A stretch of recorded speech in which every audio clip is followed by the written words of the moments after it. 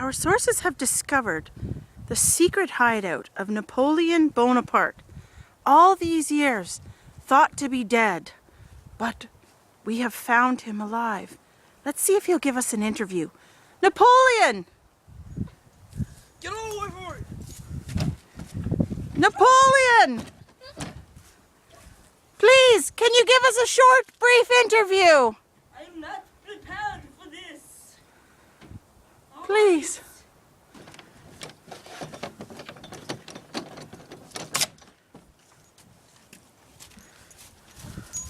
Come.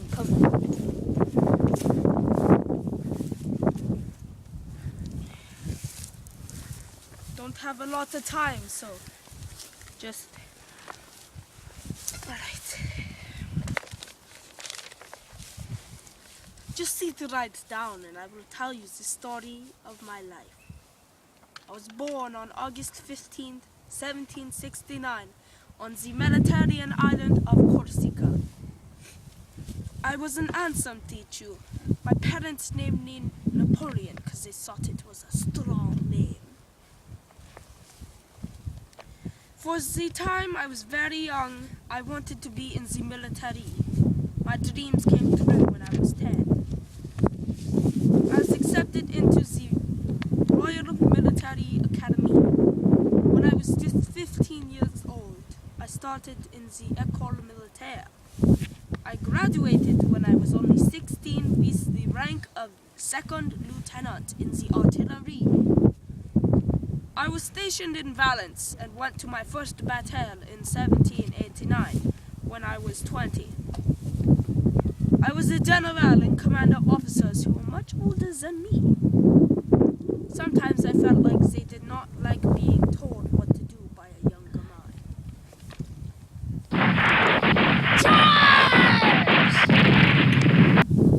Where was I? I must have been asleep or something. Okay. I was a very courageous soldier and received many medals. By the time I was 24, I had been given the rank of Brigadier General. Before I was 25, I've been imprisoned because they thought I was Jacobin who wanted to start the French Revolution, is what you might call it these days. But we got that straightened out and I was again promoted. This time I was named the General of the Army in the West. My job was to help stop the French Revolution. I was 26 by this time. I thought that it was time to marry a woman. I wanted someone older than me so I would seem older. My good friend Paul Francos Barras introduced me to a woman named Rose. He had told me that she was both older and rich. Josephine, what's your part of the story? My story? Well, I never really loved Napoleon. My lover, Paul-François Barras, was a friend of Napoleon. Paul-François told me that he would no longer support me. So I had to do something. I love to shop. So the best I could do at the time was to marry Napoleon so that he could support my habits and my children. It took me a whole year of chasing that girl before she married me. By that time, I was the commander of the army of the interior and have been given command of the French army and Italy. We were fighting against Austria. It was very hard to be away from my lovely Josephine for that next year. I really put my energy into that campaign and won the Battle of Lodi, the Battle of Alco, and the Battle of Rivoli. After 1 year at war, I was able to draw up the Treaty of Campo Formio with Austria. I returned to Paris a hero.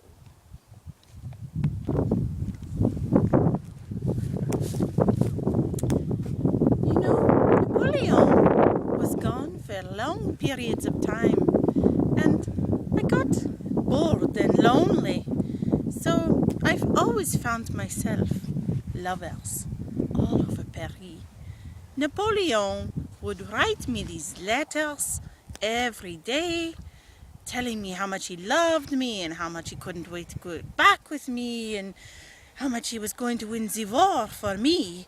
Meanwhile, I was out sleeping around with all of his friends.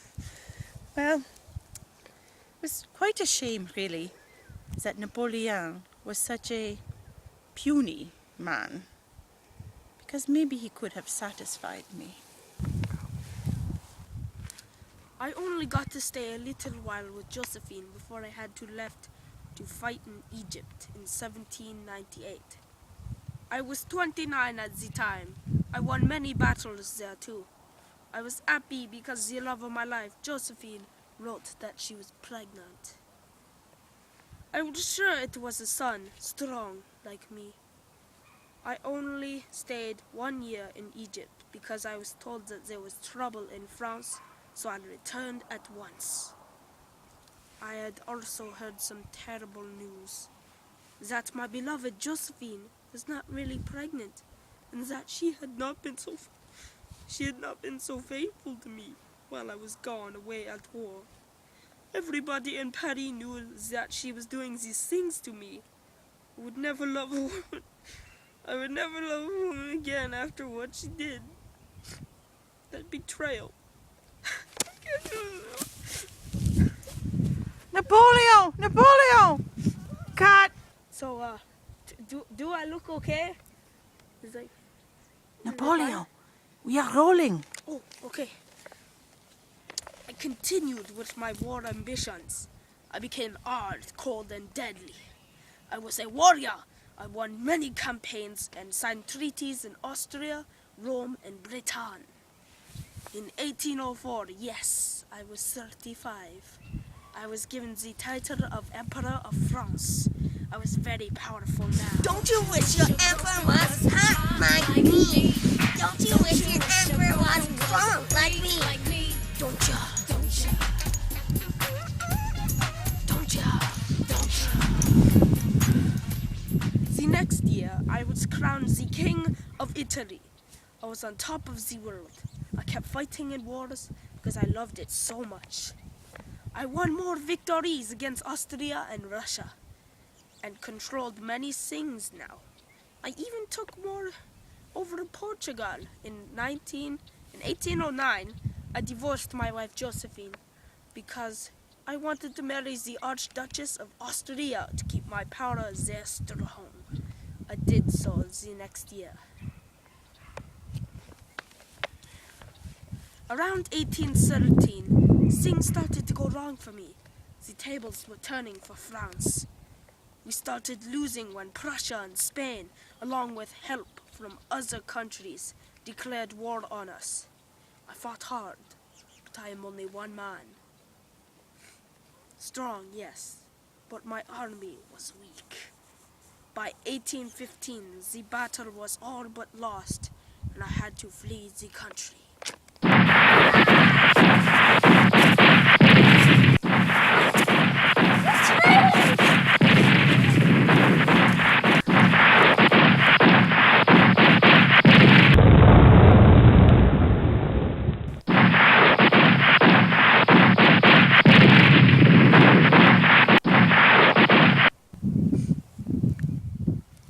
Oh, sorry. I would never set foot in France ever again. Many think I died in 1821 when I was 52, but I am still alive at 73. Ah, ha, ha, ha! Those fools! You cannot kill Napoleon!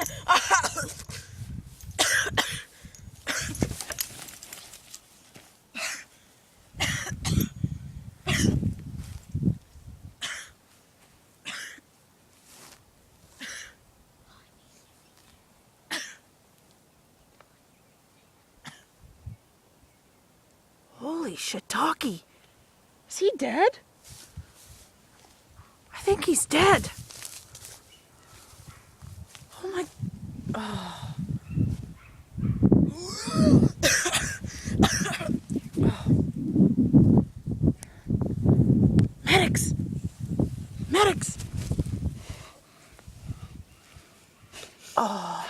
gone. He's gone. He's gone. So, this is the ending of a legacy.